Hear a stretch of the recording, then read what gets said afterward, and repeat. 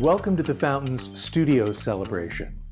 This week, our message is brought to us by the Reverend Dr. Adele Stiles Resmer. A retired ELCA Lutheran pastor, Adele served the church for 35 years as a pastor, professor, consultant, and judicatory staff person. She also brought her experience as a hospice chaplain to the task of primary drafter of the ELCA's statement on end-of-life issues. Adele is a board member of the Fountain Hills Interfaith Alliance. She participates in activities sponsored by the Islamic Speakers Bureau of Arizona and engages in weekly Torah study with members of the Reform congregation UMCOR Hayim in Tucson. And yes, she continues to make progress as an aspiring cello player. I am so grateful to have Adele sharing with us today. She is not only a friend and colleague, she's also on a very short list of people who I would want as my pastor. So, welcome to Adele, and welcome to you. We're glad you've joined us for the Fountains Studio today.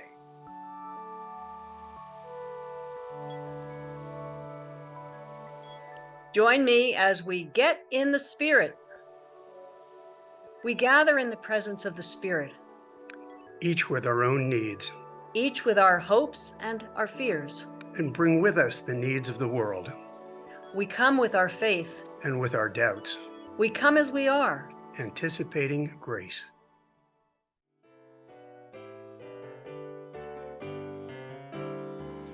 Move in the world with kindness as your creed. Open your eyes to see its deepest need. Let peace and gladness be the truths we heed. Alleluia, alleluia.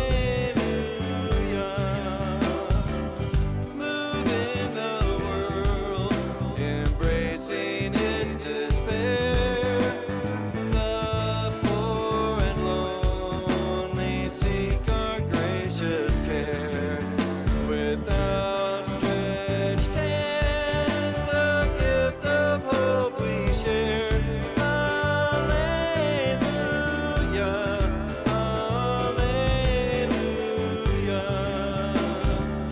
Live in the world, strive for a better day. Let truth and fairness birth a better way, where people all but love, come and obey.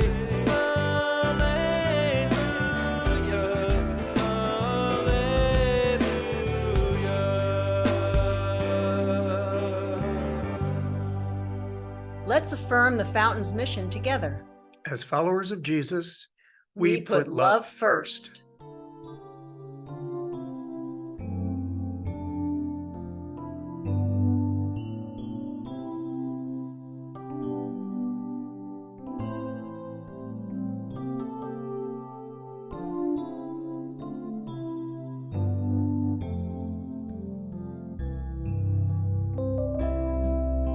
As we come to this time of quiet and openness, we pause in the midst of unspeakable violence in the Middle East and remember the Jewish ideal of tikkun olam, or healing the world.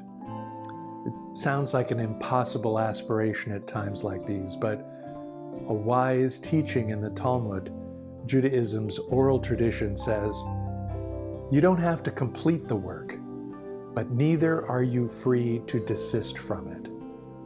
So, with hearts and minds open to the call of healing the world and Jesus' mandate to put love first in all we do, we breathe deep. We hush the chatter in our minds, longing for a sense of the presentness of the mystery of life, working its way into the core of who we are. In quiet we breathe.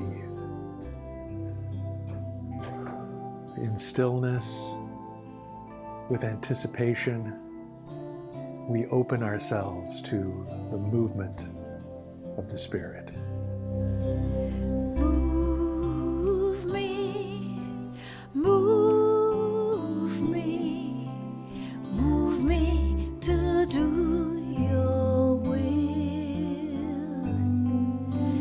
Move me, move me, move me to do your will.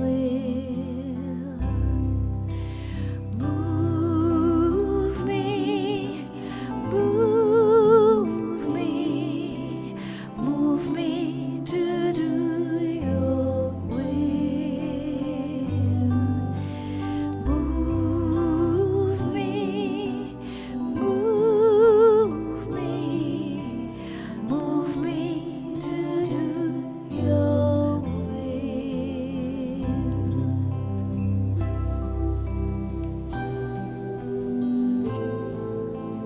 Spirit of holy hospitality, you make the world your neighborhood. Opening yourself to all, you care for those in special need of body, mind, or soul. As those who long to recreate your beloved community, we remember neighbors near and far, those around the corner and those around the world. We lift up those in our community and those around the world who are injured or sick, who long for your healing, whose disagreements bring discord, whose differences keep them from seeing their common humanity. Our brother Jesus tells us that the door of new life is open to anyone who knocks. Let us open our doors and unite with our brothers and sisters everywhere as neighbors of yours and of ours. This is our prayer.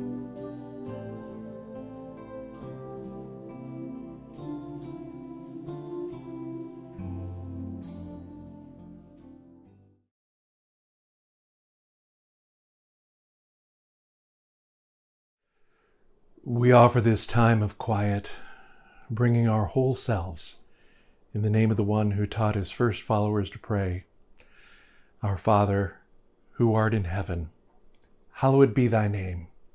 Thy kingdom come, thy will be done, on earth as it is in heaven.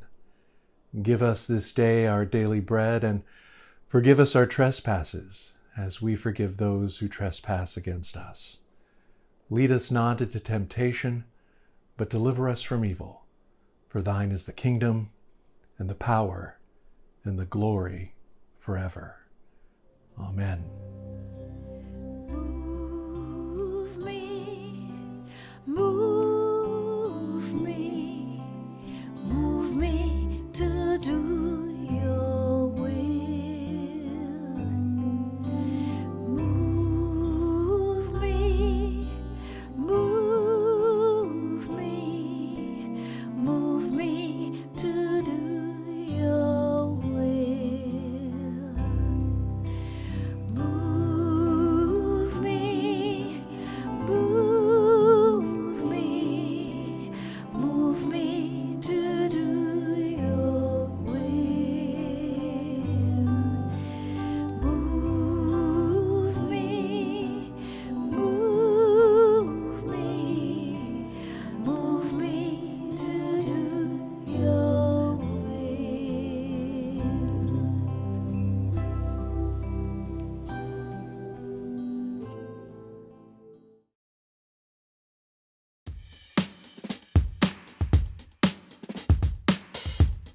Earlier this year, we were excited to engage Lizzie Zybert as our social media marketing expert to help the Fountains get in front of more eyeballs online. Since then, working along with staff input, Lizzie has been creating multiple posts and memes each week that go out on Facebook, YouTube, and Instagram, and TikTok. In many cases, she's taken our existing studio content and repurposed it into short-form videos that go out to new audiences via YouTube Shorts, Instagram, and TikTok. In the last 4 months, Apart from the studio, we've had over 4,300 views on YouTube, over 4,400 views on Instagram, and 8,500 views on TikTok. And the reason why these short-form videos are so important is because these views are not from people who already follow the Fountains. I've talked to many of you who are not on TikTok or Instagram, and you haven't seen any of them. And that's because they're meant to reach people who have never heard of us before. Lizzie says that on average, 85 to 90% of people viewing our short-form content are non-followers, who then go on to follow or engage with our content. Let's hear from Lizzie about what she's up to. Hi everybody, my name is Lizzie Zybert and I am the social media manager and content creator for the Fountains social media. I started working with the Fountains and alongside David about 4 months ago, and ever since then I have been posting and creating content for Instagram Reels, YouTube Shorts, and Pinterest. I have loved being a part of listening to the sermons and being able to pull the most important parts of those messages to be able to share with a larger audience who isn't aware of the Fountains. Being present on social media platforms like Instagram, TikTok might seem a little outside of the realm of a church, but it is such an important part of growth and being able to get the Fountains message across to people who might not have ever heard of the Fountains, our mission, or what we stand for. So it gives us an opportunity to reach a lot of people who might be searching for exactly the message and sense of community that we provide. I'm so excited to be a part of this community and can't wait to see what wonderful things we do together. Well, some of you might say, where are all these new people? How come they're not breaking down our doors to come to church? Well, that's not how it works. Many of these folks don't live near enough to actually attend.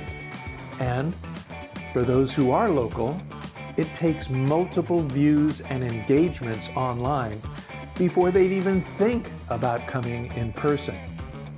In the meantime, we're building our audience and looking for ways to engage our online community with what we're doing at the Fountains. If you'd like to help us continue with this outreach, we need your support. You can do that 2 different ways. One is to get on your Instagram, TikTok, and Facebook accounts and follow us. Like the posts that Lizzie is posting and forward them to friends. Help us spread the word. And secondly, you can go to our online giving site and look for the social media category to make a donation. Leveraging an engaging online presence is at the heart of reaching the people you and I both know are looking for a place just like the Fountains. So, thanks to Lizzie and thanks to you for your support.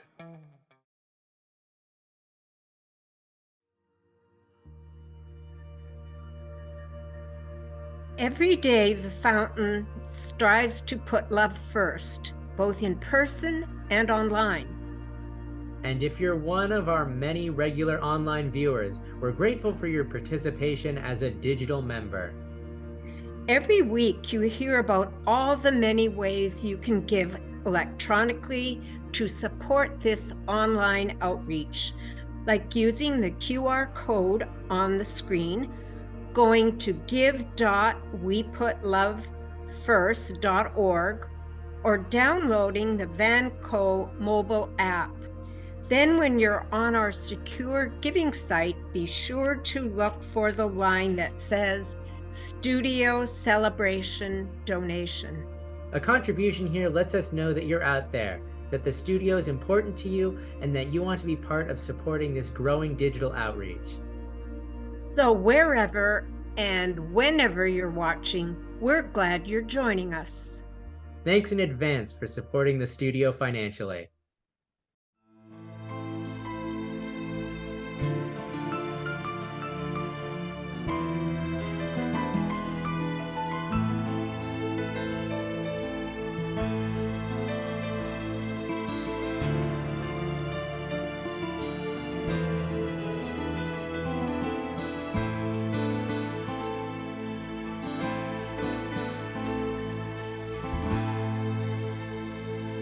flood will flow, with flesh and steel are one, dying in the color of the evening sun.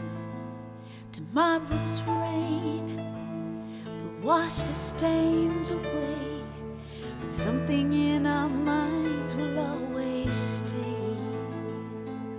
Perhaps this final act was meant to clinch a lifetime's argument that nothing comes from violence and nothing ever could. For all those born beneath an angry star, lest we forget how fragile we are. On and on the rain will fall, like tears from the start, like tears from the start. On and on the rain will say how fragile we are, how fragile we are.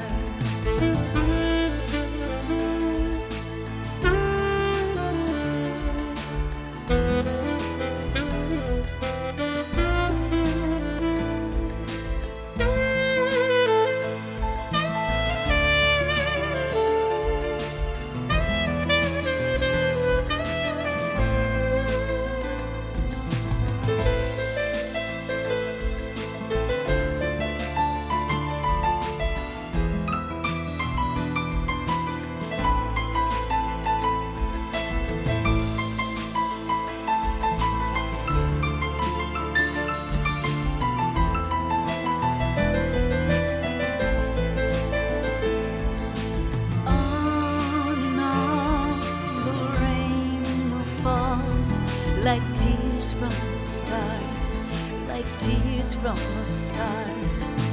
On and on the rain will say how fragile we are, how fragile we are, fragile we are.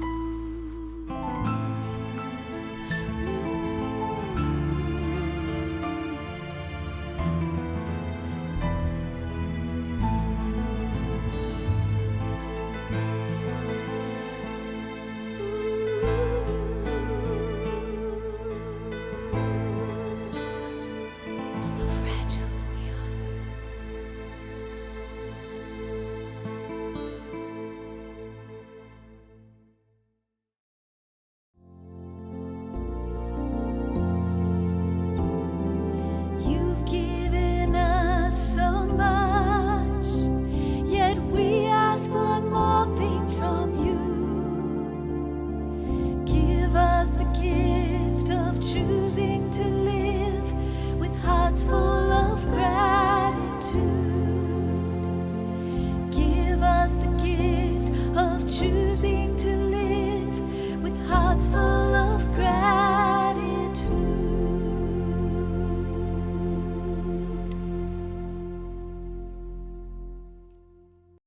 Many ancient cultures had flood stories. These were stories that talked about a great flood that would come and wipe out all the people who were involved in irreverent or even unholy actions. And there was the saving of one family and the building of a boat, an ark. It's interesting that many different cultures had these stories. There was something about this one that spoke to a reality beyond current events. And so today we are going to hear the Jewish version of that flood story, just a portion of it. The part about God's instruction to Noah about how to build an ark. And it is our desire that you be able to tap into the power of this great myth, this great story, as we spend our time together this morning.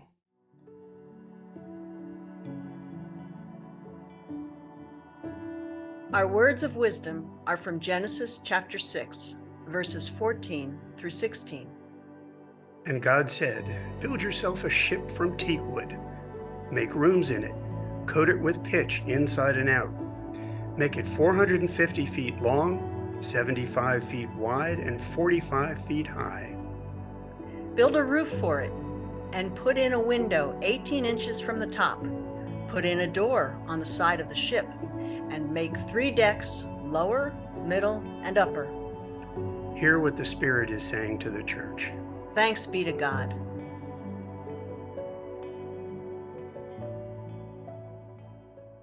There is a Chinese saying, "May you live in interesting times." Sounds like a blessing, doesn't it? But it's actually said ironically because it's actually meant as a curse.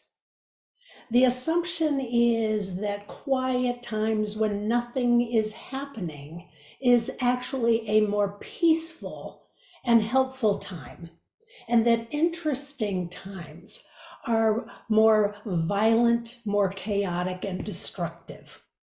I'm not sure that it is enough to say these are interesting times. Perhaps it's better to say these are violent, even murderous times, particularly with what we have seen unfolding in the Middle East over the last few weeks.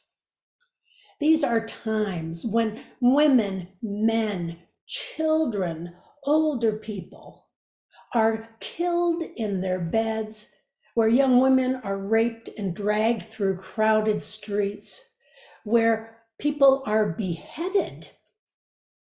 These indeed are violent, murderous times when people huddle in the courtyards around hospitals and inerrant rockets fall on them, killing them, when there is no place safe to live because buildings are collapsing and the land itself is being targeted and people are killed, men, women, children, while trying to move to the southern part of Gaza to be safe. I'm not sure it is enough to say that these are interesting times. More likely, it is better to say these are times of hatred and doxing people. That's a word that I've come to just discover. Doxing people who see things very differently than we do. It's as if we're looking at 2 completely different pictures of what is going on in the world. And it is not only young people who are doxing and striking out against those who view differently than they. Even we, their parents, grandparents, aunts and uncles, those of us of more age, shall we say, even we find it easier to line up behind one side or the other, able to see the humanity and the claims of one side in this violent conflict. Liberal Christians, particularly Protestants, tend to line up behind the Palestinians and see their cause as placing a special claim on our lives, while more conservative Christians line up behind the Israelis. More liberal political folks tend to see the rightness of the political cause, of the Palestinian cause, where more conservative political folks cannot see any limitation to the claims of Israelis on the land. Greater minds than ours over the centuries have not been able to sort out this dual claim of living in the land that is made both by Israelis and by Palestinians. They've not been able to sort it out. There does appear to be no safe place for anyone in this small patch of land to live and to nurture their families and their lives. If ever there was a need for repair, for healing, it would seem once again, this is the time. The phrase in Hebrew is tikkun olam, the healing, the repair of the world.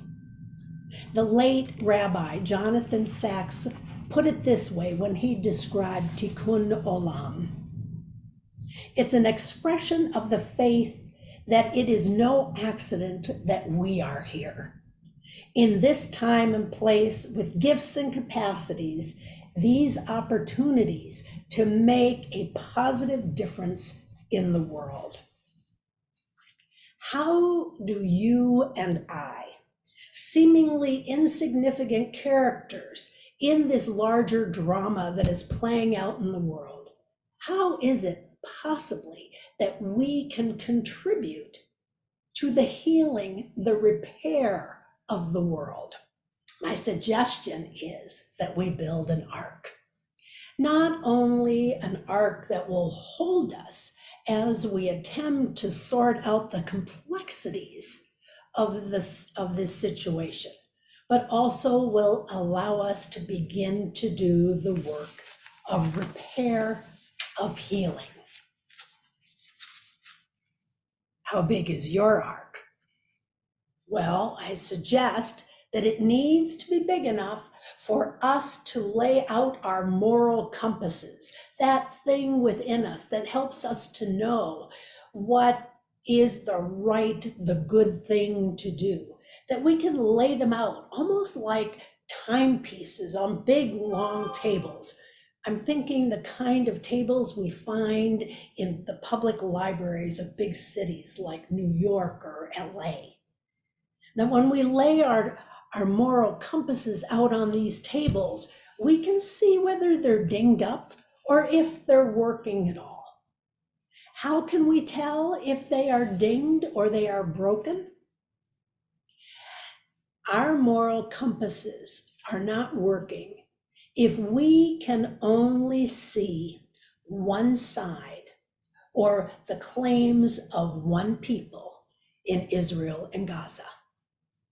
Nicholas Kristof, who is a journalist and writes an opinion piece for the New York Times, suggests that it is only when we can hold together the Israeli Jews and the Palestinian Arabs that we are able to have our compasses working fully and well.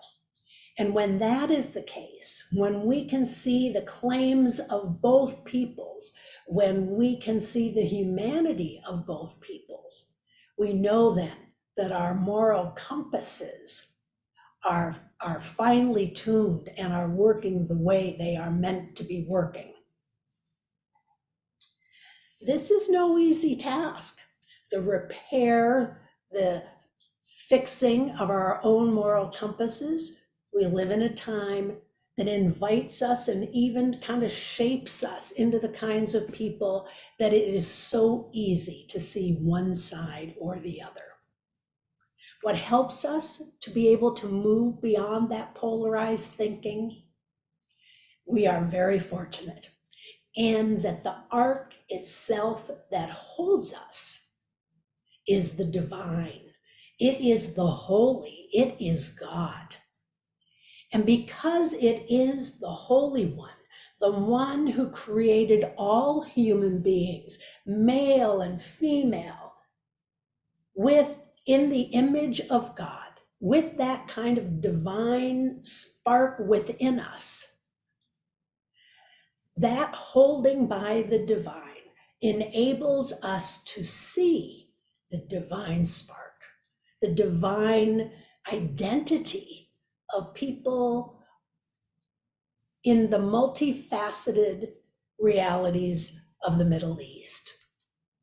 When we tap into the divine source that is within us, whether we do it through prayer, through meditation, through study of our holy scriptures, in community, whatever it is that allows us to see beyond the surface to the deep identity of who we are as God's own. It is when we can do that, that we are contributing to the repair, the healing of the world. We adjust what we say and what we do so that we do not malign or we do not minimize the humanity of one side or the other. Seeing the gray, seeing the complexity, seeing the full humanity of all people in Israel and in Gaza. It is only when we connect our divine sparks with the divine that holds the whole universe that we then can step out with confidence as those who are committed to repair. May it be so. Amen.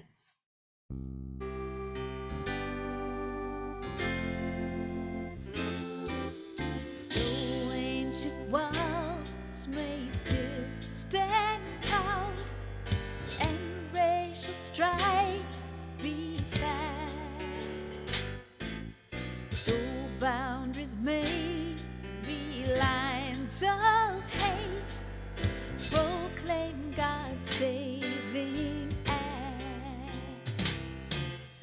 Walls that divide are broken down. Christ is our unity. Chains that enslave are thrown aside. Christ is our liberty. When vested power stands firm and entrenched and breaks another's back, when waste and want live side by side, it's gospel that we lack. Walls that divide are broken down. Christ is our unity.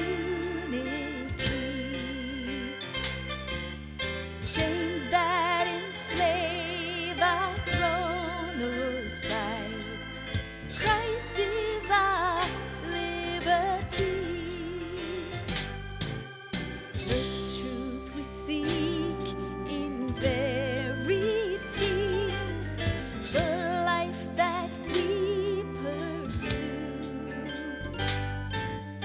unites us in a common quest for self and world made new. Walls that divide are broken down. Christ is our unity.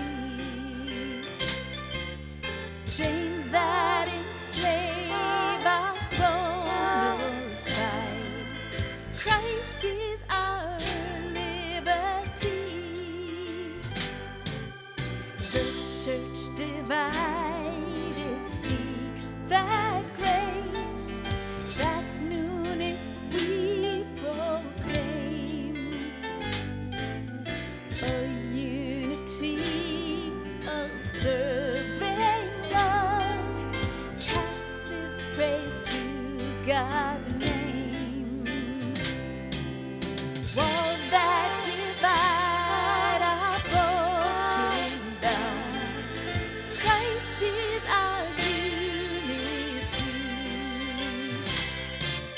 Chains that enslave are thrown aside.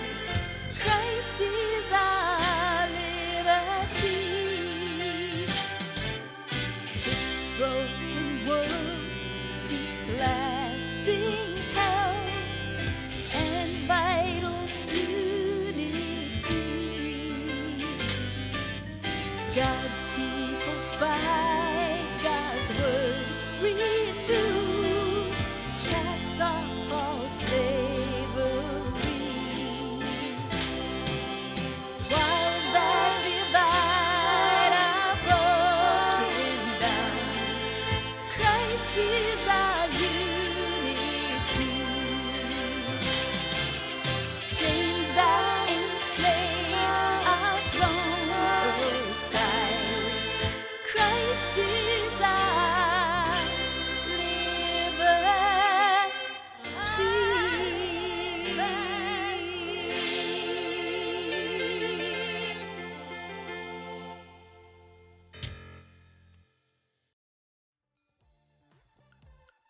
Hear these words of challenge and blessing as we go. May the love that gives to life its beauty, the reverence that gives to life its sacredness, and the purposes that give to life its deep significance, be strong within each of us. and lead us into ever-deepening relationships with all of life. May it May be be so. so.